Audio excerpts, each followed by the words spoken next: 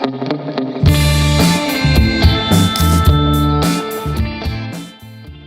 саябақ қала ішіндегі қалың орман. Қазақстанда ең алғаш салынған Дендра саябақ Шымкент қаласында орналасқан.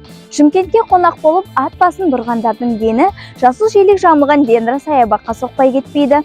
Бұл мекен қала тұрғындары мен қонақтарының сүйікті демалыс орнына айналғалы қашан. Бір мезгіл бой сергітіп, таза ауамен тыныстап қайту үшін ағылатындар көп мұнда. Әуелде бұл аймақ қоқыс тастайтын орын болған.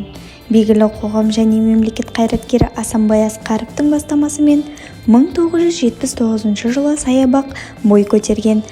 2019 жылы саябақтың 40 жылдығына орай Асанбай Асқаровтың есімі берілді. Дендра саябақта отау құрып жатқан жастардың сүйікті жеріне айналған жас жұбайлар мен ардагерлер аллеясы бар. Той серуенін өткізуге келген ақ көйлек киген келіншек пен костюм шалбар киген күйеу жігітті жиі кездестіресіз.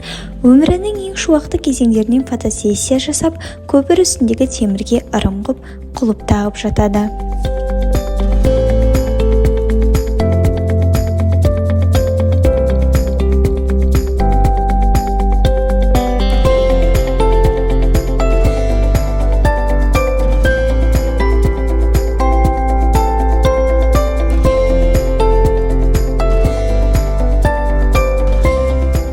Бүгінде Дендра саябақта 100 мыңнан астам ағаш бұтаның 406 түрі өсіп тұр.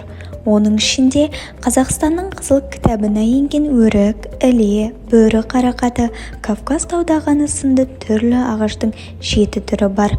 Оған қоса сирек кездесетін 61 түрлі ағаш тіркелген. Саябақ ішіндегі тұқымбақтың жалпы көлемі 1,5 гектар аумақты құрайды. Онда қазір 23 түрлі 11392 дана көшет өсірілуде. Дендра саябақта тәртіп сақтау ережелері: дәрілік шөптерді жинауға, от жағуға, ағаштарды қырқуға, аң мен құсты аулауға, балық ұстауға, демалған жерде тамақ қалдықтары мен күл қоқысты қалдыруға болмайды. Осындай халықтың қуанышына ортақ болатын көрікті мекенімізді көзіміздің қарашығындай сақтап, оларды білдірмеу әрбіріміздің азаматтық борышымыз екенімізді ұмытпайық.